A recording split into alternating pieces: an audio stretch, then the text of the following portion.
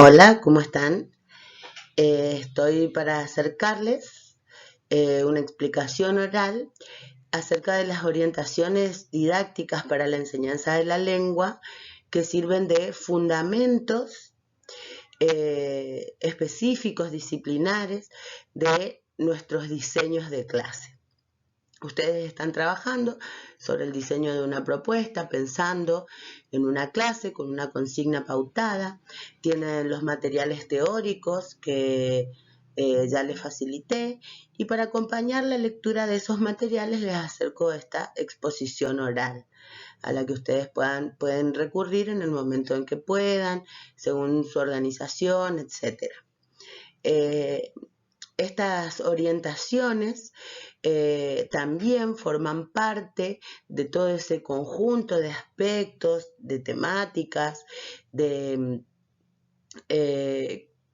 costados que tiene la tarea de enseñar y en las que tenemos que pensar a la hora de diseñar las actividades de enseñanza y las actividades de aprendizaje que vamos a incorporar en nuestra práctica con nuestros alumnos. Ya conversamos acerca de todo un marco normativo con el que tenemos que vincularnos, con el que tenemos que trabajar, que tenemos que conocer.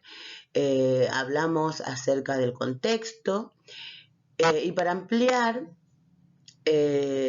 la cuestión del dominio de los saberes a enseñar y también los conocimientos pedagógicos, vamos a sondear y hacer un recorrido sintético acerca de los distintos enfoques, de las distintas líneas teóricas que surgieron en torno a la forma en que se enseña lengua en la escuela y cuáles son los propósitos de enseñar lengua en los sistemas educativos. Esto es algo que tenemos que tener muy en claro. Ustedes como profesores, futuros profesores en lengua y literatura, deben tener en claro, deben tener una concepción propia acerca de cuál es la razón de ser del profesor de lengua en el sistema educativo, de lengua y literatura. En esta oportunidad vamos a hablar de lengua. ¿Por qué es importante aprender lengua en la escuela? ¿Cuáles son los modos más apropiados para entrenar las habilidades, las capacidades en relación con el uso de la lengua en nuestros estudiantes de educación secundaria? Sobre eso vamos a hablar en esta videoclase. En primer lugar, es importante realizar un breve recorrido de repaso sobre la historia de la lingüística, cómo surgió en categoría de ciencia o cómo surgió en categoría de disciplina esta línea de estudio. La lingüística debe considerarse una invención en la medida en que es una herramienta intelectual que permite abordar el estudio de las estructuras del lenguaje. A lo largo de la historia de la lingüística, ha dirigido tanto el estudio de la lógica como los esfuerzos para generar programas capaces de enseñarle a las computadoras a traducir textos de un idioma a otro y a formar frases lógicas y correctas gramaticalmente. La lingüística nació en el siglo V, antes de nuestra era en Grecia, gracias a los debates de naturaleza filosófica que intentaban establecer si el lenguaje era una actividad natural o si era una actividad convencional. Se puede considerar el origen de la lingüística, esos debates filosóficos en Grecia. En el fondo, este debate ponía una base esencial de la lingüística que ha dominado su desarrollo hacia nuestros días.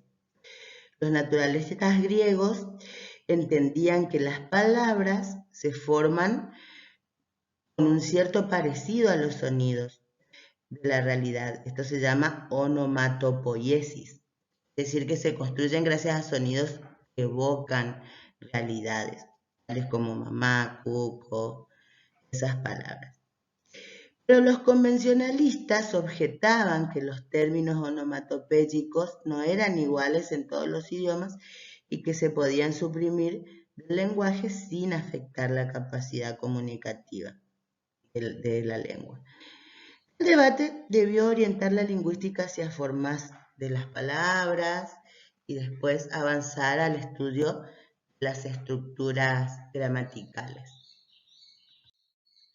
Acá tenemos una línea de tiempo con la historia de la lingüística que ustedes pueden indagar.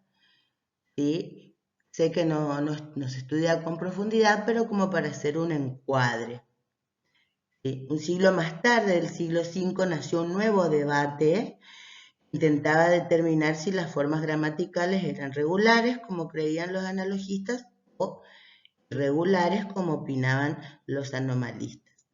Aristóteles y la escuela de Alejandría se situaban entre los primeros y los estoicos entre los segundos. Esto en Grecia, que no figura en esta línea.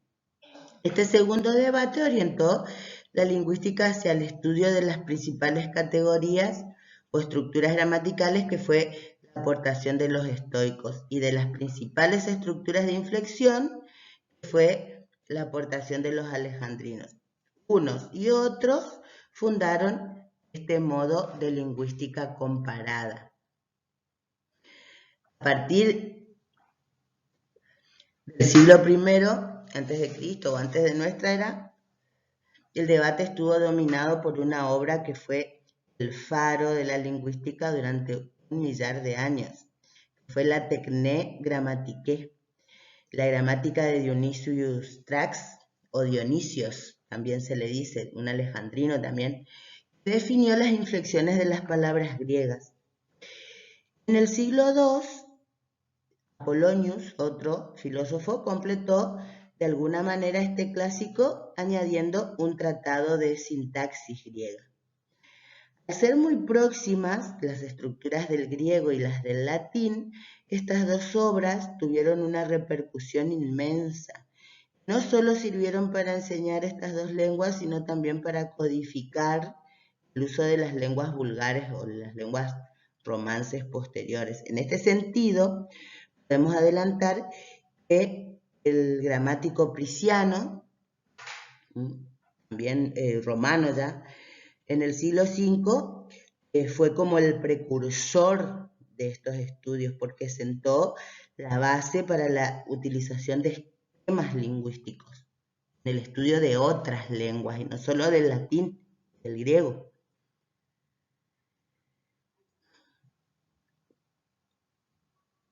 Bueno, y así, después se produce en la Edad Media como una pausa, pero se mantuvieron estos estudios de una filología comparada o el estudio de comparación entre lenguas, que esa era la mayor finalidad y no establecer reglas o patrones de funcionamiento al interior de distintas lenguas como para mejorar en el uso, sino siempre con fines de traducción. Acá llegamos a el punto en que ustedes empiezan a estudiar en mayor profundidad. Y llegamos, ¿verdad?, a el origen de la lingüística moderna, o la lingüística moderna, que es donde ustedes comienzan a intensificar los estudios en el trayecto de lingüística. La lingüística estructuralista o la lingüística general de Ferdinand de Saussure, o Saussure, o Saussure. Esta lingüística moderna o lingüística general no se abordó hasta el siglo XVIII, cuando el inglés William Jones, orientalista, puso de manifiesto el asombroso pareado que existe entre muchas palabras del sánscrito, la lengua de la India, y sus equivalentes latinos o griegos. Este filósofo del lenguaje formuló de este modo la hipótesis de una fuente india en las lenguas europeas, que desde entonces ha sido versificada y que ha servido para crear la noción de lenguas indoeuropeas. Este trabajo que Jones había enriquecido con consideraciones sobre las viejas lenguas germánicas, el gótico, el alto alemán y el viejo nórdico, fue prolongado con el estudio del danés Jacob Grimm, quien trabajó en ese mismo sentido. De este modo se impuso la idea de las estructuras interlingüísticas, ya que el término latino peais y el griego podos se correspondían con el sánscrito paidos, 3 palabras que quieren decir pie. Ese es un ejemplo. Entonces, de los trabajos de Jones y de Grimm se extrajo la ley de derivados, según la cual las palabras se transforman de una lengua a otra según formas regulares. Y de repente se hace posible encontrar el término original más allá incluso del sánscrito, es decir, en el protoindoeuropeo. ¿Qué quiere decir entonces? Que los estudios lingüísticos estaban orientados a la comparación entre lenguas para encontrar patrones comunes de variación o de funcionamiento de los elementos de cada sistema lingüístico, pero no se definían todavía las nociones que nos brinda la lingüística general de Saussure o saussureana, que fue recopilada, ustedes lo saben bien, por sus alumnos en el libro Curso de Lingüística General. Después de Grimm y de Jones, un prusiano, Wilhelm von Humboldt, no sé si lo habrán escuchado, Humboldt, en 1821 proporcionó progresos considerables a la lingüística con la idea de que existían 2 formas del lenguaje, una exterior, compuesta de sonidos, y otra interior, compuesta de estructuras gramaticales. Fíjense que estos son todos los antecedentes que va tomando el ginebrino después para sus clases. Esta la lingüística moderna, que busca un discurso basado en argumentos objetivos y pruebas para desarrollarse científicamente. Y se fundamenta en una metodología científica y en una combinación equilibrada entre el carácter humanístico del objeto de la lengua y el carácter científico del enfoque para estudiarla. El carácter humanístico tiene que ver con que el lingüista estudia un aspecto esencial de la naturaleza del lenguaje. Sabe cómo está formada la lengua, sabe que hay variaciones de una lengua a otra y también dentro de la misma lengua, y sabe que la lengua sirve para comunicarse con los demás. Bueno, tuvo distintas teorizaciones que ustedes ya las saben bien. En el curso de lingüística general podemos encontrar la definición del objeto de estudio, la distinción entre lenguaje, lengua y habla, la noción de estructura, la noción de sistema de la lengua, la noción de signo lingüístico, la naturaleza del signo lingüístico, el valor del signo lingüístico. Tenemos todas las categorías conceptuales que sistematizaron y organizaron el estudio de la lengua. Por eso se considera a Ferdinand de Saussure el padre de la lingüística moderna y el padre de la lingüística estructuralista, que organizó y dio nombres a distintos elementos o categorías de análisis para orientar la caracterización y la descripción del funcionamiento del sistema de la lengua. ¿Sí? Esto tenía también, al ser innovador, después se fueron encontrando otras desventajas en ese estudio.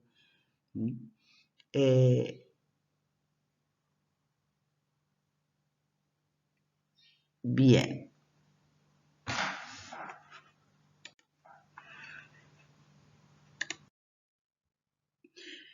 Después de 1960, cuando se empiezan a notar esas desventajas a la hora de estudiar, porque SUSIR se había limitado al estudio dentro del sistema y de las estructuras, se empezaron a tener en cuenta otros factores a la hora de analizar los movimientos dentro del lenguaje o dentro de un sistema, que tienen que ver sobre todo con la influencia del contexto, la importancia del contexto, ¿sí? Y también ampliar esas estructuras que funcionan como unidad de análisis. Ya no se podían estudiar solamente las palabras y solamente las oraciones para tener en cuenta el fenómeno comunicativo, sino que había que ampliar la atención al estudio de los textos y al estudio de los discursos, al estudio de las situaciones y los fenómenos comunicativos, al estudio de las intenciones. Y ahí surgen distintas ramas dentro del estudio de la lingüística postestructuralista, como la lingüística textual o la gramática del texto, la teoría de la enunciación, que pone hincapié en la subjetividad del lenguaje, en el sujeto que produce e interpreta discursos, ¿sí? También las teorías de la comunicación con todos los fenómenos de la comunicación entre sujetos más personalizadas y la comunicación en los medios o comunicación de masas. También va avanzando el proyecto de estudio dentro de la semiología o semiótica. Se estudian las intenciones y cómo las intenciones y las expectativas dentro de la comunicación son muy importantes, y de eso se ocupa la pragmática, y así todas las distintas ramas de la lingüística que ustedes fueron estudiando a lo largo de la carrera y que siguen estudiando hasta llegar hasta aquí, hasta la didáctica. Que en la didáctica tomamos todos estos estudios y recuperamos los aportes para entender cómo fue la dinámica de las derivaciones didácticas, porque recuerden que la enseñanza sistematizada no va a la par del desarrollo epistemológico de la ciencia lingüística, pero los intereses dentro de la enseñanza de la lengua fueron variando, teniendo enfoques desde la lingüística estructuralista y desde las distintas ramas o estudios posteriores a 1960. Bueno, y así llegamos, ¿no es cierto?, a los enfoques de la enseñanza de la lengua. A lo largo de la historia se han sucedido diferentes enfoques acerca de la enseñanza de la lengua, según estos aportes científicos de los que estábamos hablando. Sin embargo, a pesar de las continuas innovaciones, de los avances y de los cambios en el objeto de estudio y en la finalidad de su aprendizaje, los métodos gramaticales han subsistido hasta nuestros días. Nos quedamos a veces en la gramática y el objetivo de la gramática, que es brindar el estudio para hablar de manera correcta, siempre correcta en valores de sistema y no adecuada en valores de situaciones. Acá tenemos un gráfico, ¿no?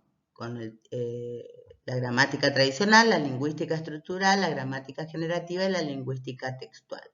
Ustedes pueden leer, fijarse, comparar con lo que ya venían estudiando. Por ejemplo, los conceptos dentro de la gramática tradicional: correcto, incorrecto, sujeto, predicado, sintagma, estructura, complemento, todos esos conceptos. Dentro de la lingüística estructuralista hablamos de lengua, habla, signo, sistema, valor, nivel. Dentro de la gramática generativa del precursor Chomsky hablamos de competencia, actuación, lo que es gramatical, lo que es agramatical, las transformaciones. Y dentro de la lingüística textual seguimos con lo correcto e incorrecto, pero ya desde la competencia comunicativa, el texto, la coherencia, cohesión, tipo de texto, la progresión temática, etc. Y se amplían después estos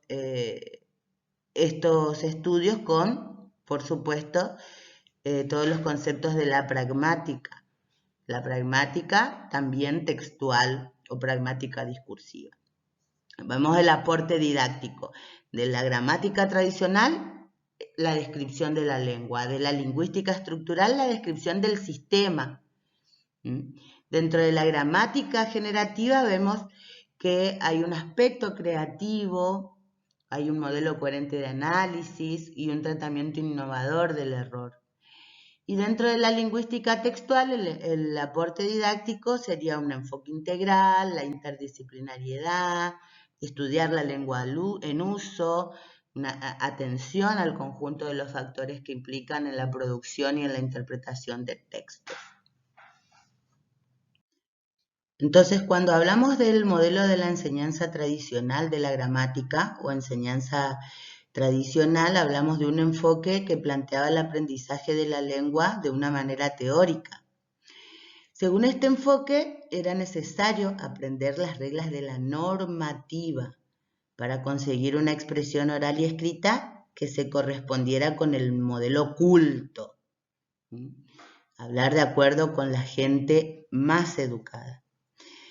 Las primeras gramáticas ignoraban la diversidad, evitaban los cambios y las innovaciones, rechazaban los usos lingüísticos y las particularidades de la sociedad en la que la lengua se usaba, como por ejemplo con los aportes de la sociolingüística que más atrás no les había mencionado.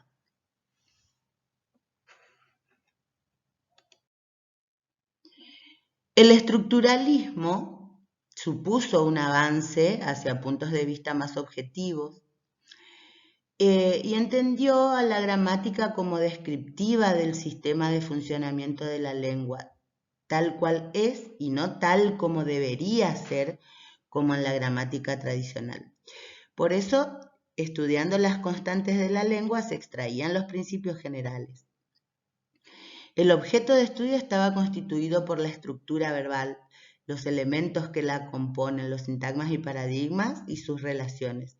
Pero el estructuralismo no se ocupaba de los criterios de corrección. Entonces el progreso se logró solo en el análisis lingüístico, pero la enseñanza siguió siendo básicamente gramatical. Con los aportes de la gramática generativa, también llamada predictiva, que se basa en las obras de Chomsky, quien introdujo innovaciones en el análisis de la estructura profunda de la oración y en las reglas de la reescritura.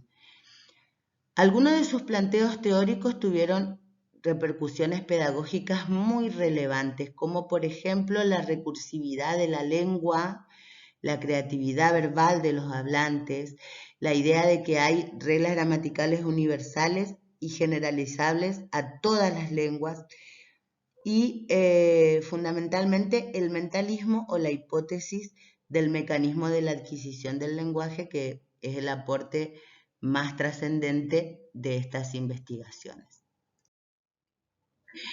Ya con la lingüística del texto o gramática del discurso, que surgió como una alternativa válida a los modelos anteriores, porque toma como unidad de análisis lingüístico y comunicativo del texto. Es decir, que el mensaje completo del proceso comunicativo es el texto. Se supera entonces el estudio de las oraciones aisladas, que no podían explicarse sin tener en cuenta el contexto. Este enfoque implica mucho más que la ampliación de la unidad de estudio, de pasar de la oración al texto, sino que implica un punto de vista nuevo y más global del hecho lingüístico. Dice Van Dijk en una cita que seleccioné: el uso de la lengua, la comunicación y la interacción se producen especialmente en forma de textos. La principal tarea de una ciencia del texto consiste en describir y explicar las relaciones internas y externas de los diversos aspectos de las formas de comunicación y del uso práctico del lenguaje.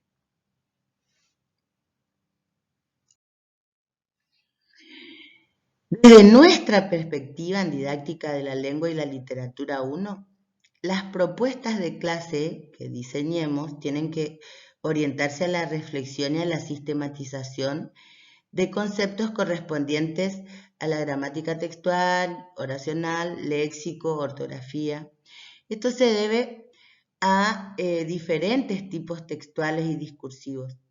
En este sentido, no se debe olvidar la inclusión de explicaciones y ejercitaciones de aquellos contenidos gramaticales que favorecen el desarrollo de la comprensión y producción discursiva. Significa que no es abandonar todo lo anterior, sino ir tomando todos los aportes que nos permitan arribar a los objetivos de la enseñanza de la lengua, ¿sí? Porque en el movimiento de los desarrollos teóricos y las implicaciones o derivaciones didácticas, no es todo desechable cuando se encuentran propuestas superadoras, sino que el punto es poder tomar todas aquellas nociones que pueden ser productivas y pueden ser enriquecedoras.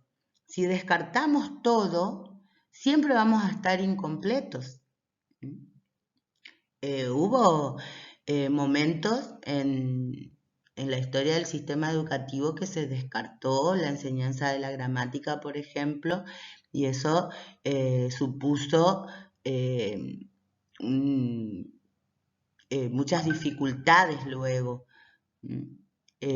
Fueron debilidades dentro de los enfoques de enseñanza.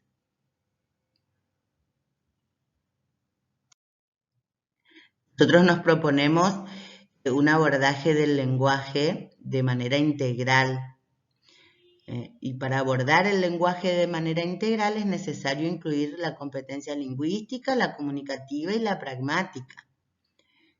La competencia lingüística es un concepto que surge en el contexto de la gramática generativa y puede definirse como ese sistema de reglas que son interiorizadas por los hablantes. Son esos conocimientos abstractos que permiten entender un número infinito de enunciados y que engloban desde los niveles de estudio gramatical, fonológicos, morfológicos, sintácticos, el léxico, o sea, todos los niveles de la gramática.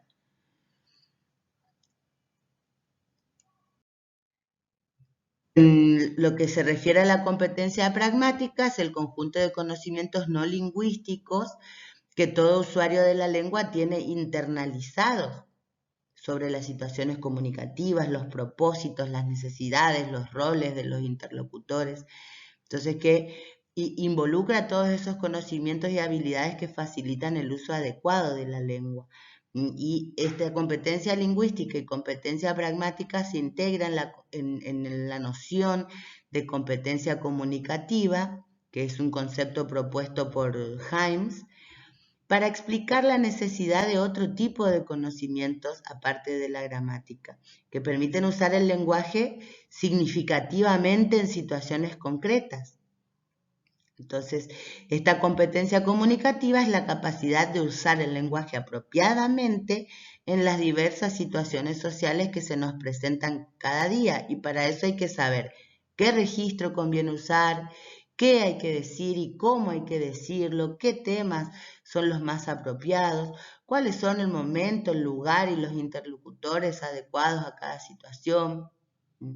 La relación de estos conceptos, competencia lingüística, competencia pragmática, dan a la competencia comunicativa y se orientan a un mejor uso del lenguaje.